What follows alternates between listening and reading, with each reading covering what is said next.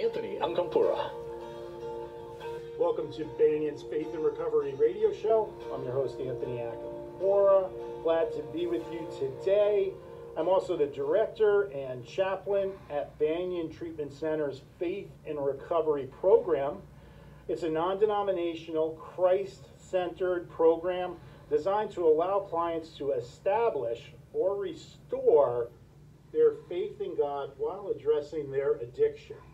So it's an amazing program. We've had nearly 700 clients in the past 3 years just in that program. The transformations that happen there, the change of heart, how God transforms people from the inside out, it's just absolutely amazing to watch. And it increases my faith every day just watching God work. We kind of let him just do his thing and let the Holy Spirit do his thing. And it's just a beautiful thing to watch. So I want to introduce our guest today. She's a great person. She's a good friend. I've known her for a while. And Dr. Rachel Rowitt is the owner of Grace Counseling. She's a professor at Trinity International University, and she writes website content for various mental health, addiction treatment, and assisted living facilities.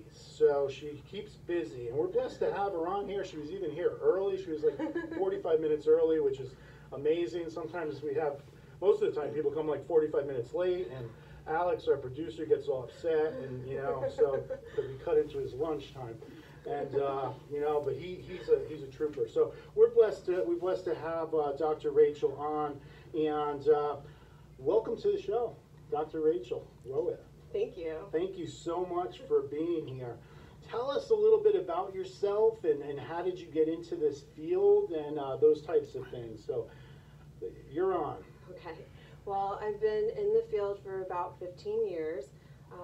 And really, I was thinking about how I would answer this question. I really started specializing in working with addictions from a very young age. My parents were in ministry, and my father is a retired pastor.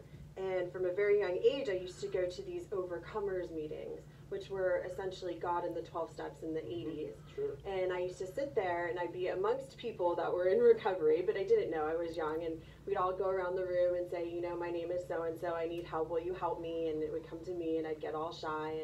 But I grew up with this non-judgmental attitude towards people in recovery, and then as an adult, it became easier for me to work with them and teach recovery and align myself with them from a non-judgmental stance. And so a lot of my professional life has been working with addictions, and over the past 3 to 5 years maybe, I noticed the church being more involved with helping people that suffer from addictions.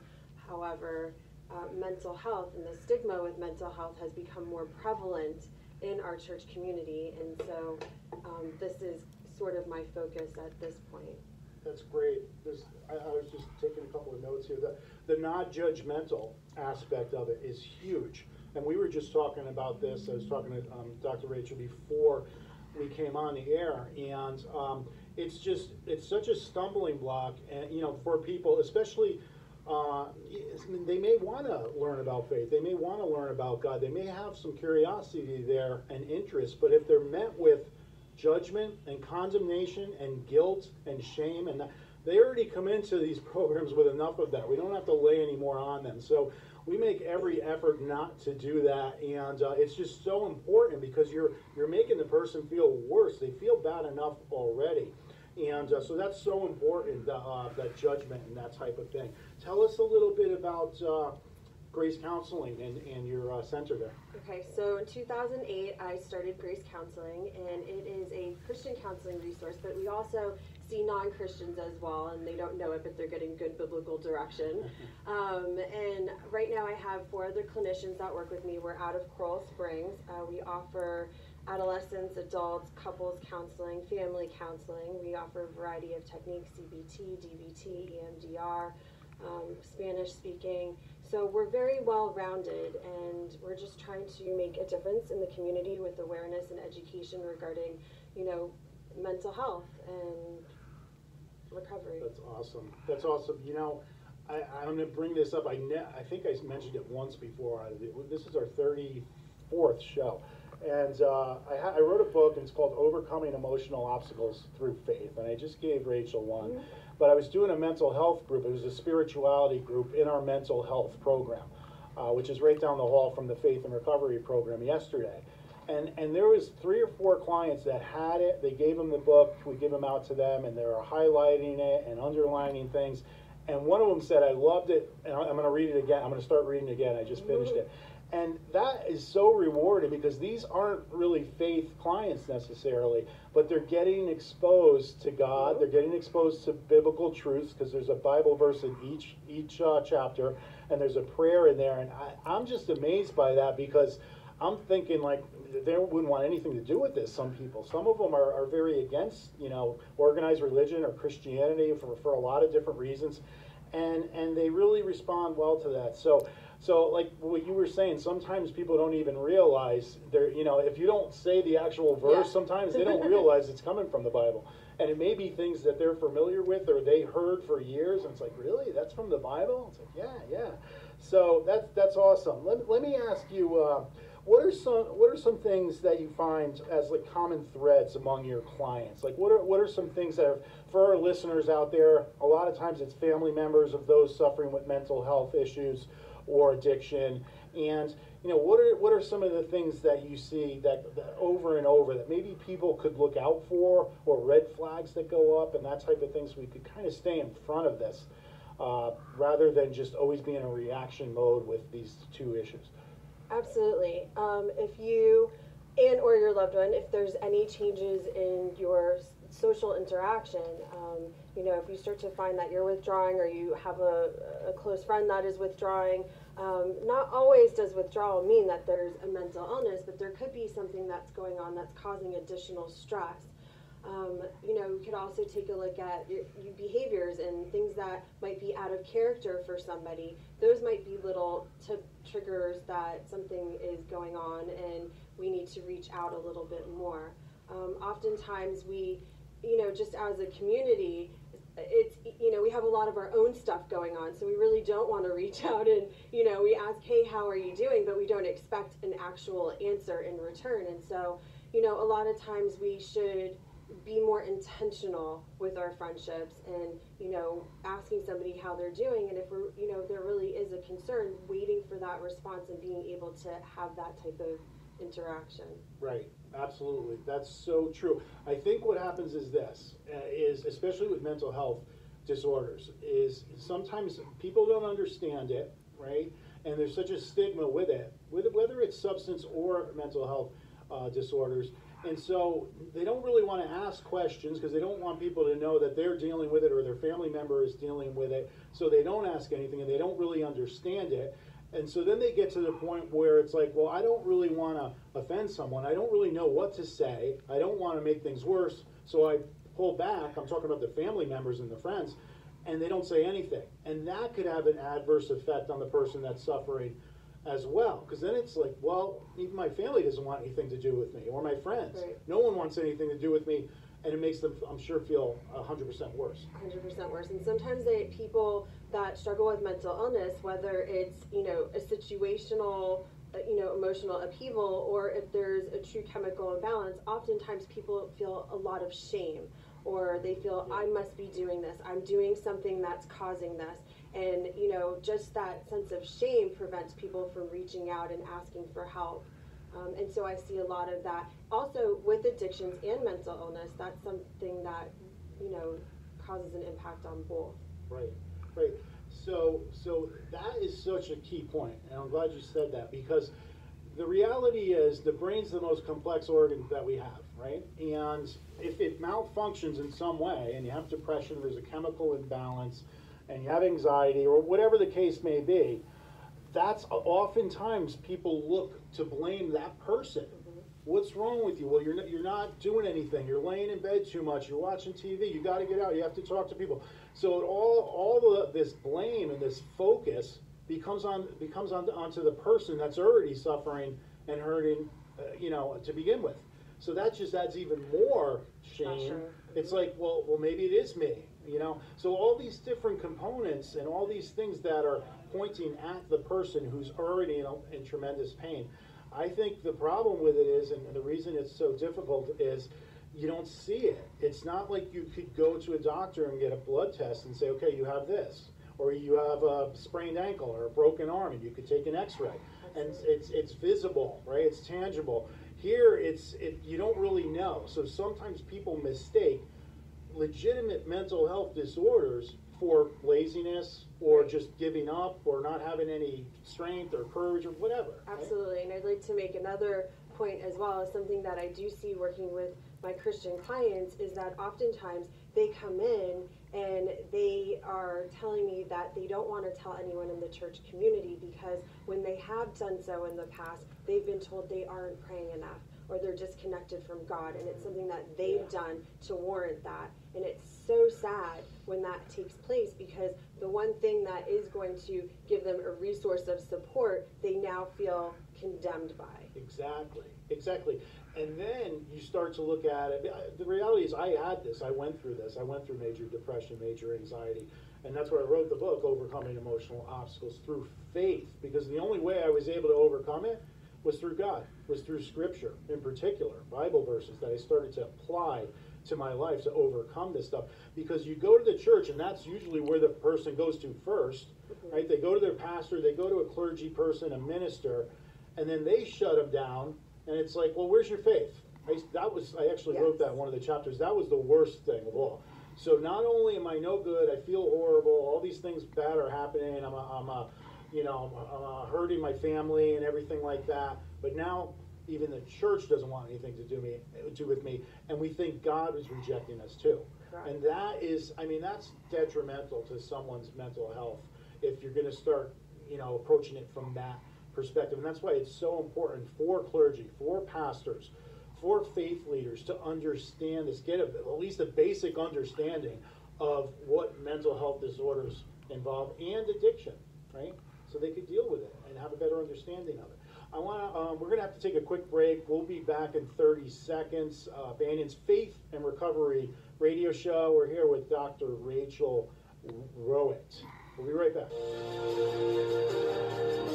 Are you struggling with addiction or mental health disorders? Banyan Treatment Center's Faith and Recovery program helps people at the depths of their despair, spreading the word that recovery is possible through the power of Christ. Cry out to him. Where are you, God? Where are you? I don't feel you. Where's your presence? Why are you allowing this to happen? He already knows our thoughts anyway. We might as well just put it out there. Program Director Anthony Acampora will help you discover how God can turn your mess into your message. Call Banyan Treatment Center for help now. 888-230-3122. Again, that's 888-230-3122.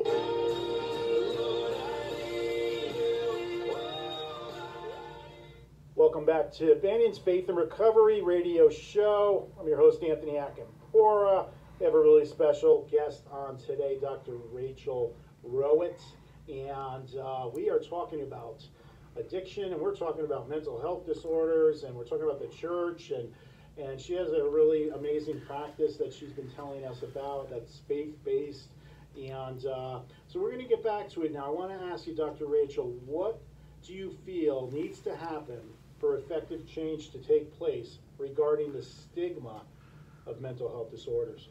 Absolutely. I believe that there needs to be a lot more education and awareness within our community, so that people understand that it's okay to reach out and have early interventions. Within the Christian community in particular, I think that, as you had stated, there needs to be a lot more education and awareness regarding the difference between, mental illness and spiritual issues, so that they're not mistaken, and so somebody doesn't run away from the church thinking that, this must be a spiritual issue and there's nothing I can do about it. I also believe that, one of the things I do is teach at Trinity, which is a Christian college, and I really love teaching because it helps me be able to be effective and influence our new clinicians coming up and teach them how to integrate Christian faith in secular psychology. And I really think that's an important component of this, is that we need to be able to marry both of them. Yes, absolutely. Well said. It's so important, the integration. That's on our brochures in the faith program. It's an integration of faith and clinical. They work well together. It doesn't have to be completely separate. And I think what happens when I was with another organization, We used to have a program, it was called Building Bridges. And I headed that up, and it was to build bridges between the faith community, the criminal justice community, law enforcement, and mental health and addiction communities. And what I used to come across over and over was it was so fragmented, and no one really was dealing with each other. And it makes it so much, the one that suffers is the patient, really. It's the client. It's, you know, because if they're not communicating and they're not working together, and what would happen was, depending on the denomination, in the faith circles, everything was spiritual. It's the devil, it's demons, they're possessed, they're this, they're that. And then from the mental health perspective in the psychiatric community, it was, well, everything is, you're either psychotic or you're schizophrenic or you're hearing voices, that means this, and you need to be on medication. So there was no middle ground. Like you said, marry those up, and that's very a good way of putting that. It's so important. So tell us a little bit more about Trinity University and being a professor there. That's amazing. I really do love it. I love interacting with all the students and being able to just all my years of experience in understanding, you know, I'm a cognitive behavioral therapist, and understanding how to integrate, you know, those techniques with the Christian faith, and you know, giving them real life examples of how this should look and should work is very important. I think, you know, that's where we need to start, is these clinicians that are coming out from school, helping them understand, you know, how to integrate it effectively. Right. Is important. We were just talking about this. We had Dr. David Rosemarin on. He's the director of mental health and spirituality at McLean Hospital, which is actually the #1 psychiatric hospital for adults in the country. And he's a professor at Harvard as well. And he was talking about this, and he trains clinicians and things in this hospital about this. That's how strongly they feel. This is part of Harvard, you know, how strongly they feel.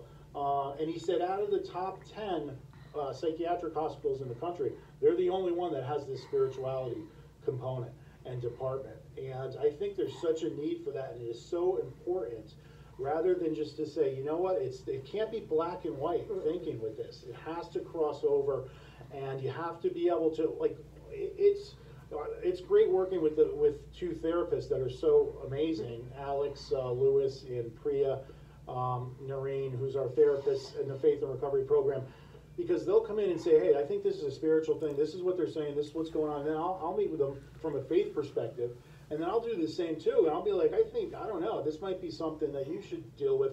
So it works hand in hand. We do that all the time, and the client benefits from it, rather than just having it segregated and having this fragmented approach. It doesn't work like that, right? So what is some advice, Dr. Rachel, that you could give someone out there right now that's listening, that's just completely broken in spirit? They are lost, they are hopeless. Maybe it's a family member that's been dealing with someone in their family, or a loved one that's just been over and over and over with substance abuse, or they're dealing with mental health disorders. What could you say to them? What advice could you give them right now? Well, for the family member, you know, who's been through probably the ringer dealing with somebody with either addiction or mental illness in that fact, but I would say, separate the behavior from the individual. Because if you can separate the behavior from the individual, then you can still experience that love that's needed to be there in order to help that other person get to the place where they need to be. When we're able to do that, we're less judgmental, we're more inclined to be helpful, yes. And we don't have to take some of these things personally. Recognizing what's really going on. Now, I'd say for the individual that feels, lost, that there's no way out, if you're a faith-based person, God is still there. Sometimes we get disconnected because of things that we're, doing, but it doesn't mean that we can't connect. I think that's the fallacy, is that you feel like you can't connect because of these things that either you're doing or saying, or that these things that are happening involuntarily. But the truth is that you can always connect. And I think just that understanding will be helpful. And then, reach out for help. Ask somebody that you're close to. Say, I need some help. Will you help me? Just like that meeting I attended when I was a very little girl. It's something as simple as that. And it's very helpful. Yes, that was well said. Very, very good. It's because what happens, and I experienced this when I was, because I was going to Calvary Chapel in Fort Lauderdale, and I would get Philippians 4, 6, and 7, be anxious for nothing. And that verse, I know it backwards and forwards because I've read it 1,000 times. But oftentimes, I didn't feel better. And there was some times when I actually felt worse because I'm thinking, well, all these people who are from the church and they these holy people, I was very new to faith at the time, they're telling me to read this verse and everything should be fine, and it wasn't. So I'm thinking, like, this nothing's going to work. If they're telling me this and it's not working, or they're telling me to pray and that's not working. And so you start to feel like you don't even fit in with them, and you don't really fit in with your old friends and things like that. You can't talk to them. So you're just out there. You're on like an island, right, by yourself. And it's not. And there's so many people that are dealing with these things. It's incredible, the people that are suffering with these things. That's why I love this platform, because you could be driving in your car listening to this, or you could be anonymous listening to this. Because with the stigma comes people not wanting to ask questions. They don't want to ask for help. They don't want to say, hey, I'm dealing with this, or I'm having these thoughts. Right. So you keep them to yourself, right? And that's what it makes it even worse. So it's so important to be able to reach out. Have people in your life that you're able to trust and you're able to be transparent with and talk about this stuff. Because holding it in and suppressing it and pushing it down is not the answer, right? Absolutely. And avoiding it. And that's why in dealing with this type of thing, when you went through it, a lot of times you do have more of the compassion because you understand it at a different level, rather than just, okay, this is what you need to do, or why can't you just do this, or pull yourself up by your bootstraps, or snap at it. I heard all those phrases. Oh, I hated them. The worst one was, where's your faith? Yeah. Right?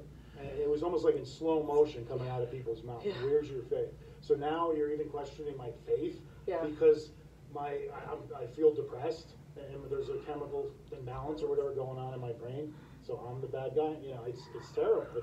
But it goes back to ignorance and not knowing what to say. Right. So you say the wrong thing, or you don't say anything, and either one of those is not good. Right. So tell us a little bit about your practice and how people could connect with you, to get a hold of you, follow you, Facebook, social media, whatever it is. So.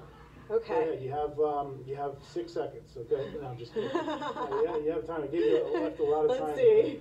I do have a Facebook page. It's Grace Counseling Incorporated. It's INC. You can also get in touch with me. I'm in Coral Springs. I service the Coral Springs and Parkland area. And my website is www.gracecounselinginc.org. And you can email me, call me.